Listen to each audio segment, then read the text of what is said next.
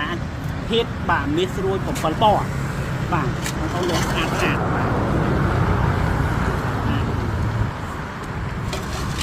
អានេះទម្ងន់គាត់29 គីឡូជាងបាទសម្រាប់តាំងស្អាតបងប្អូនល្មមស្អាតហ្មងនេះកម្រមានប្រភេទ7ពណ៌នោះបាទជាប់សាច់មាសសាច់ពណ៌ខៀវលឿងក្រហមស្វាយបាទស្អាតនេះបាទស្អាតដល់បាទមាសដូចមាសសតដល់មកដុំ100%បណ្ដោយអញ្ចឹងដូចចឹងនេះយើងមាន2ដុំបងប្អូនមានដុំហើយនេះមើលគីឡូមកណា29 គីឡូ2ខាប់បាទ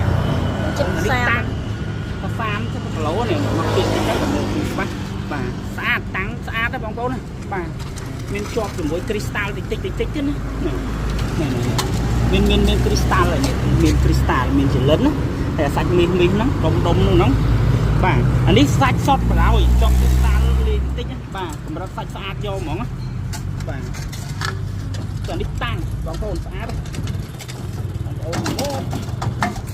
ហើយមានម្ដងទៀតនេះខ្ញុំលើកនេះ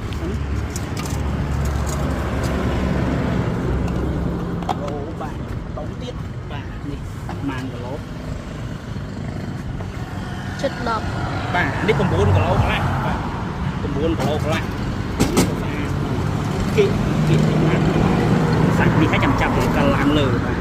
កឡើងលើតិចណាស់ធ្វើដល់លើនេះ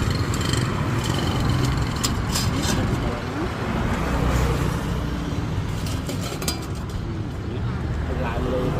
ចាប់ពីលើ